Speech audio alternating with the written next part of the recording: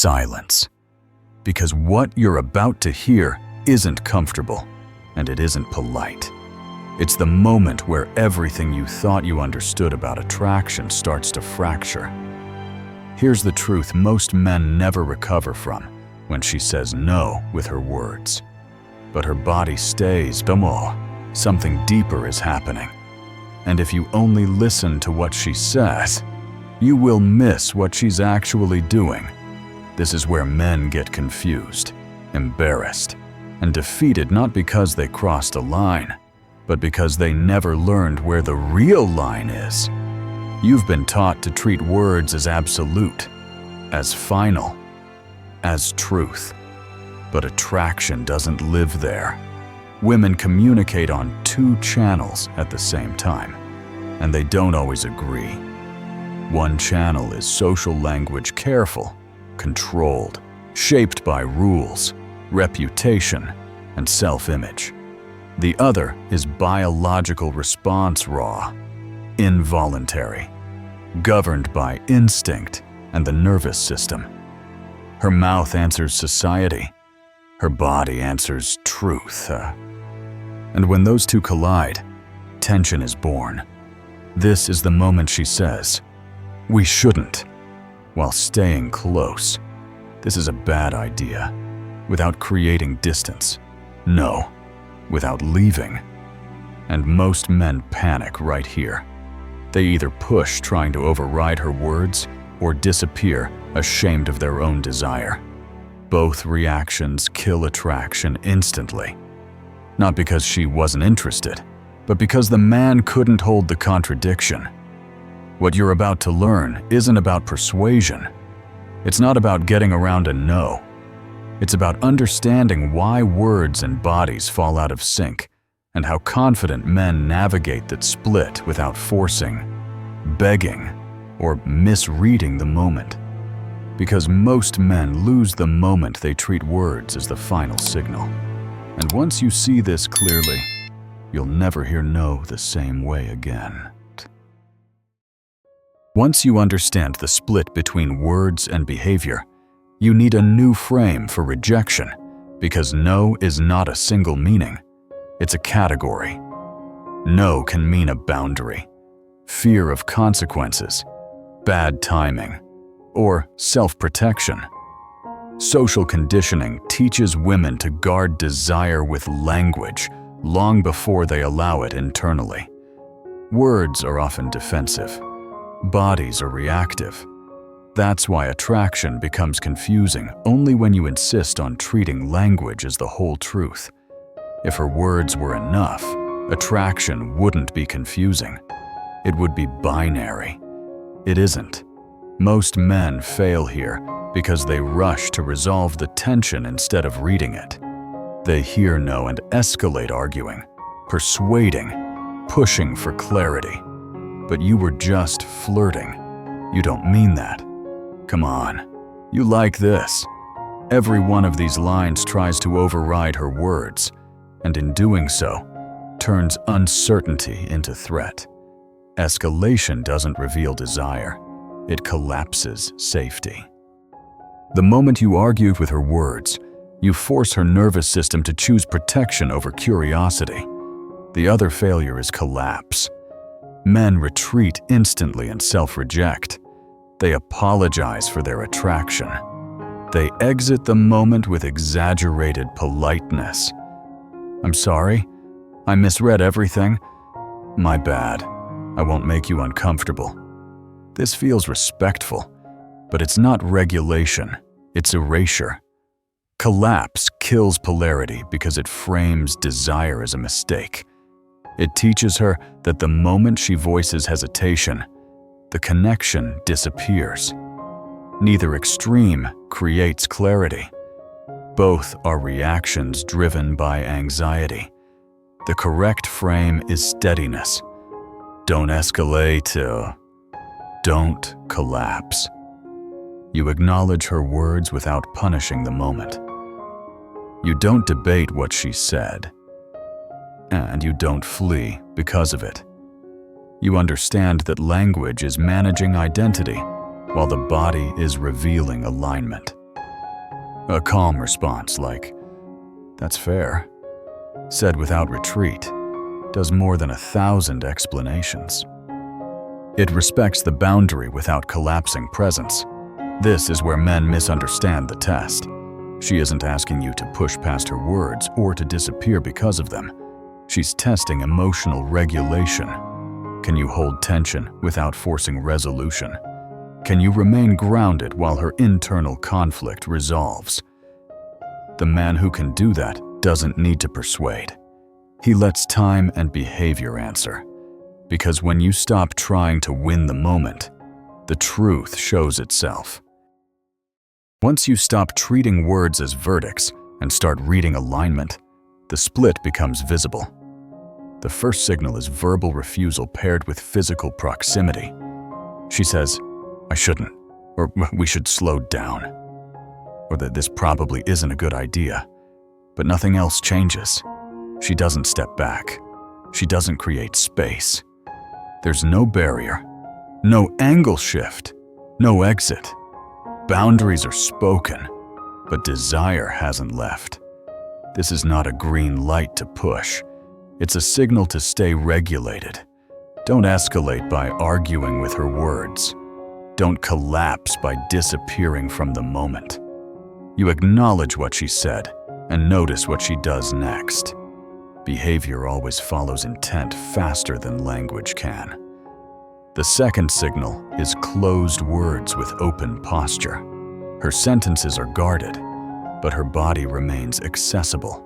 Arms relaxed, feet pointed toward you, torso angled in. These are unconscious tells. If she truly meant no, her body would exit before her mouth. People don't keep their center open around something they want to stop. Men get this wrong by narrating the moment you're saying no, but you're still here. That's escalation. Others freeze and overcorrect, stepping away abruptly as if desire itself were a mistake. That's collapse. The centered response is quiet consistency. You don't reward the words with pressure or punish the body with withdrawal. You let alignment clarify itself. The third signal is stop language without withdrawal. Don't. You're dangerous. This is bad. Delivered with a smile, a soft tone. No resistance, no effort to disengage. Real refusal creates distance. Mixed refusal creates tension. This tension is not something to resolve, it's something to hold. When men panic here, they either push past the words or apologize for their presence. Both kill polarity. The discipline is to slow everything down: your movement, your speech, while maintaining the same proximity she maintains. Pressure drops. Presence remains. The fourth signal is involuntary regulation. Her breathing slows. Her voice drops. Eye contact lingers longer than necessary. These are nervous system responses, not decisions. They happen before thought.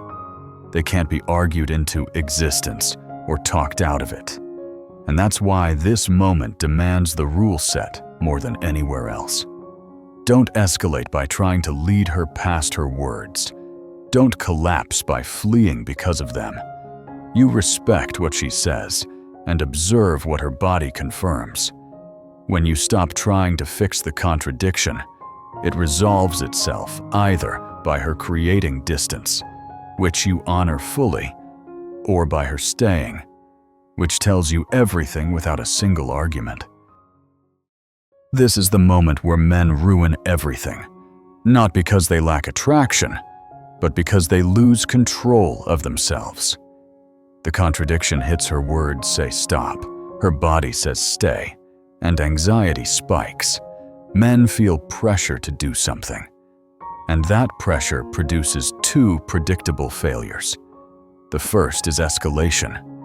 He pushes past her words, tries to override them with logic, charm, or confidence. You don't really mean that. You're just nervous. Relax. It's fine. These lines feel bold in the moment, but what they actually communicate is disregard, not dominance threat. Escalation breaks trust because it tells her nervous system that her boundaries are negotiable. The instant she feels that, her body shuts down.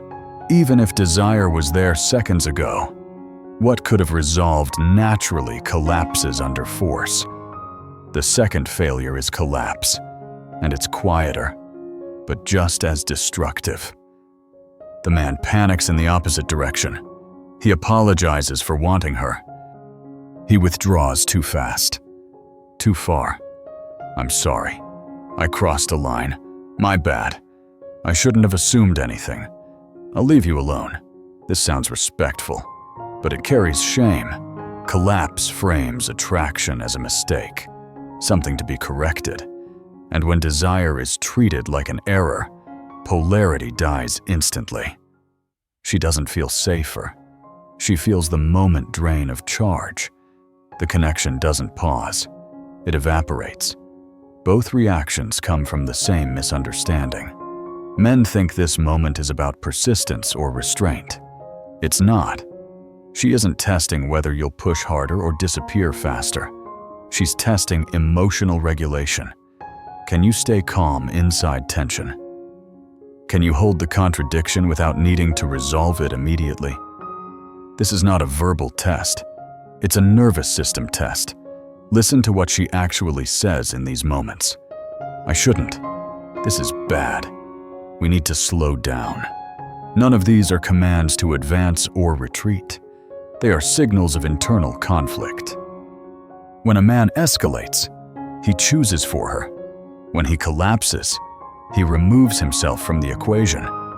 Both rob her of the space to resolve that conflict on her own. The disciplined response is neither.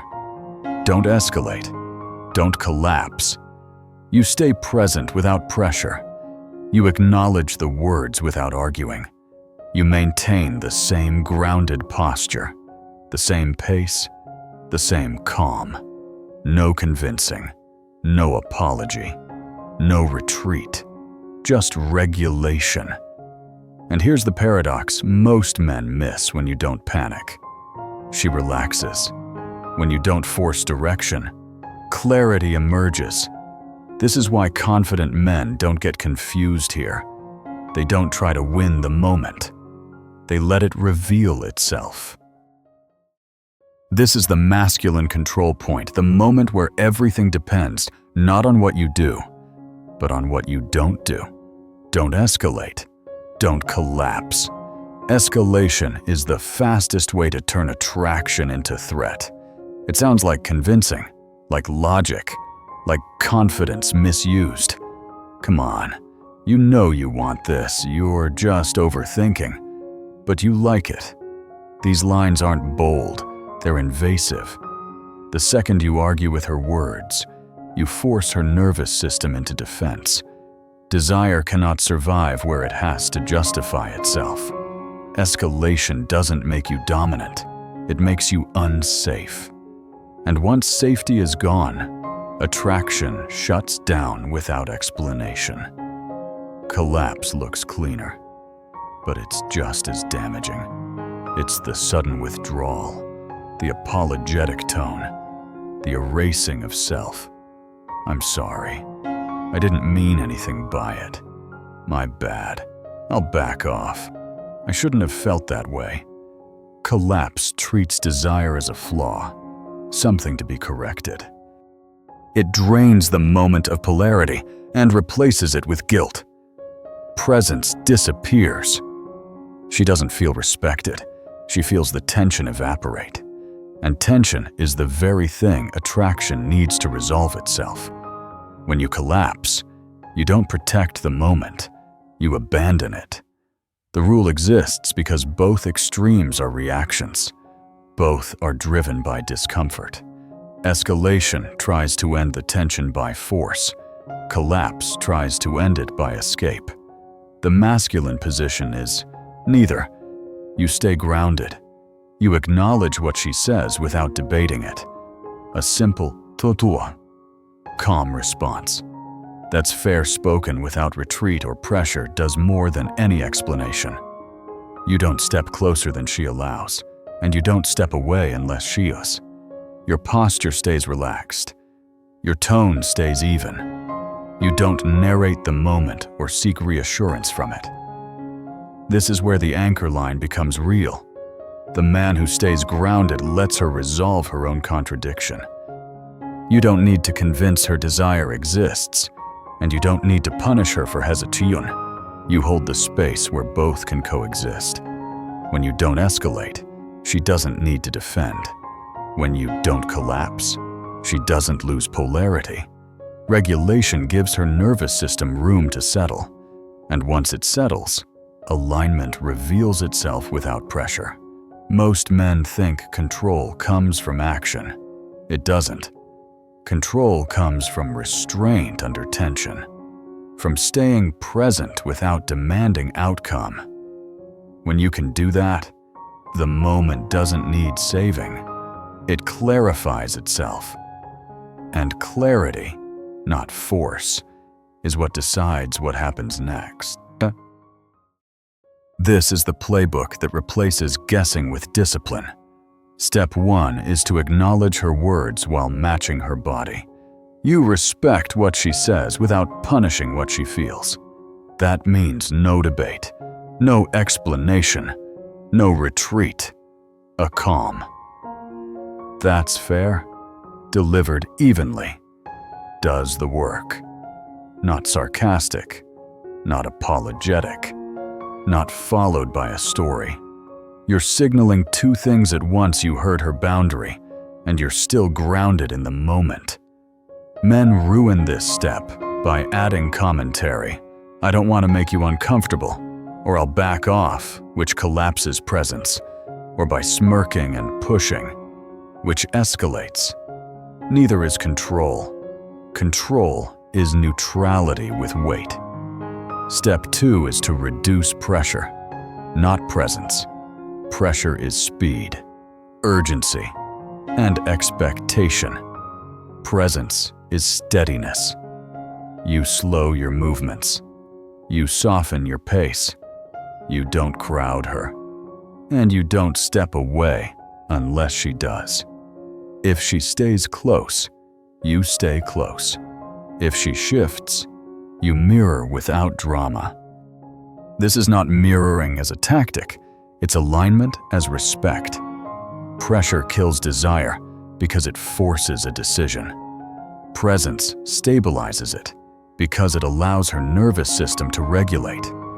When men fidget, overtalk, or freeze, they transmit anxiety. When you stay still, calm, and patient, the tension becomes safe instead of threatening. Step 3 is the most revealing and the least discussed. Watch the next 10 seconds. Not the next sentence. Not the next minute. 10 seconds. Does she move away or does she stay?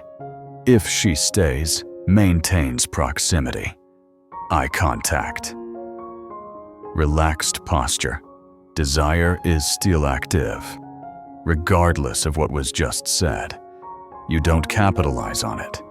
You don't comment on it. You simply remain present.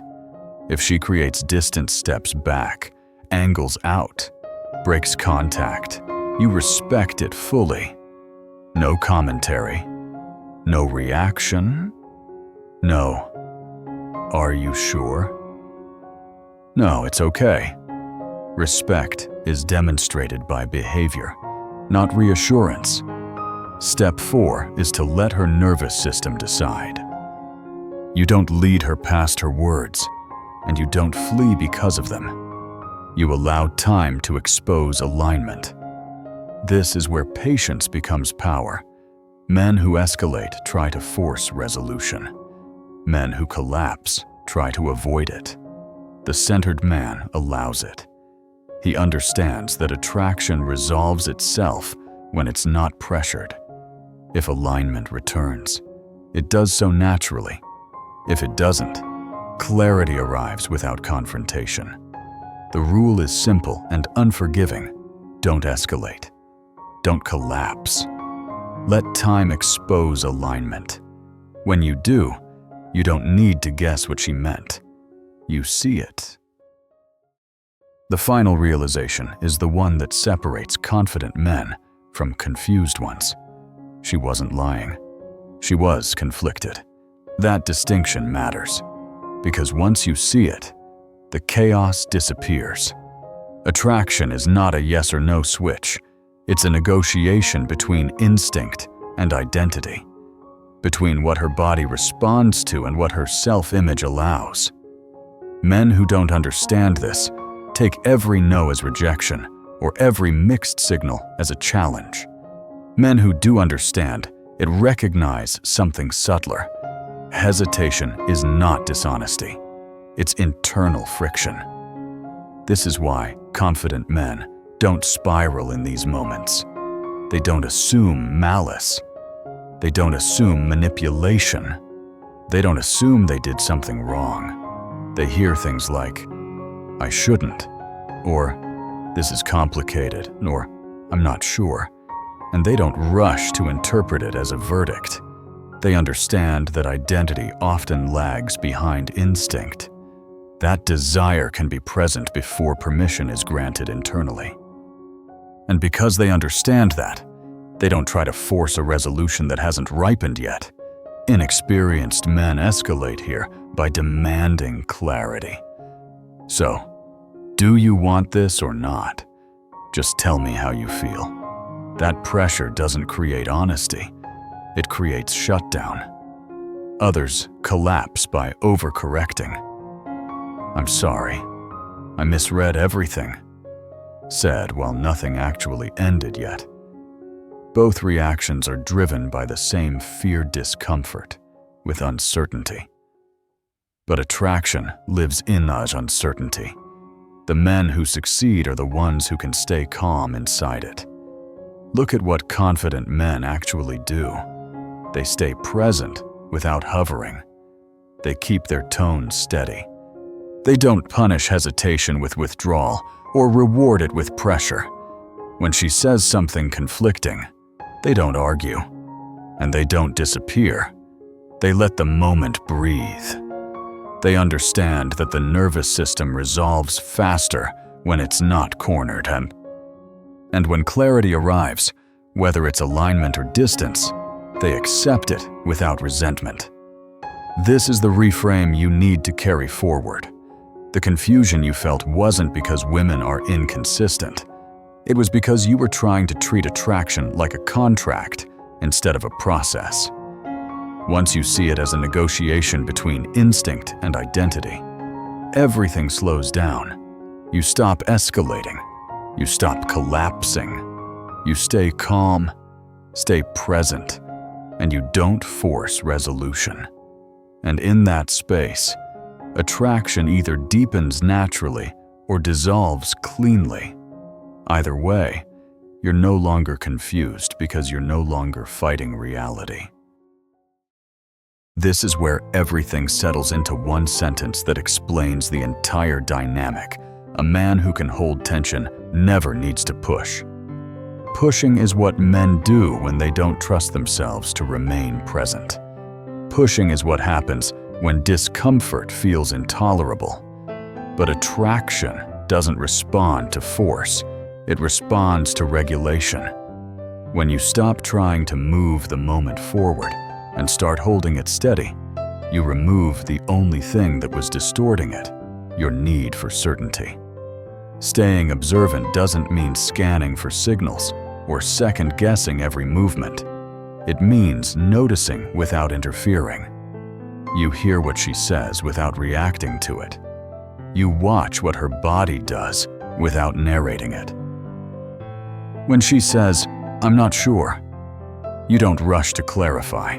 When she says, "This is complicated," you don't rush to simplify. You register whether she stays or creates distance, whether warmth returns or fades, whether alignment grows or dissolves. Observation without urgency is power. Staying regulated means your internal state doesn't swing with hers. You don't tighten when she hesitates, and you don't collapse when she pulls back slightly. You don't try to rescue the moment with charm or apology. You stay relaxed, grounded, and patient. When she says something conflicting, you don't counter it with words. You counter it with stability. Lines like, "That's fair," or a quiet nod. Delivered without retreat or pressure, communicate more strength than any argument ever could. Regulation tells her nervous system that nothing is being demanded from her. And when nothing is demanded, truth has room to surface. Let her body tell the truth her words can't yet allow. Words are delayed by fear, identity, and social consequence. The body isn't. It either stays or it doesn't. It either softens or it guards.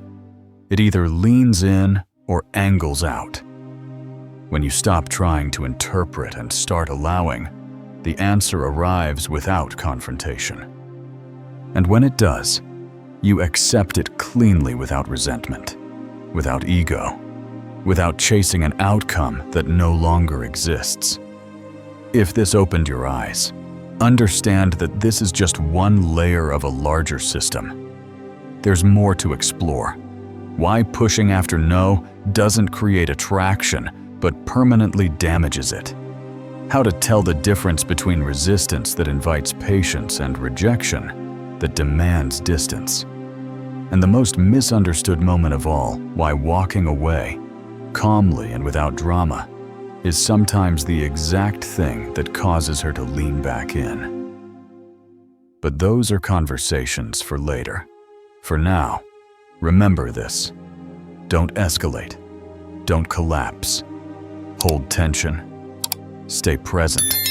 When you do, you never need to push because the truth always moves on its own.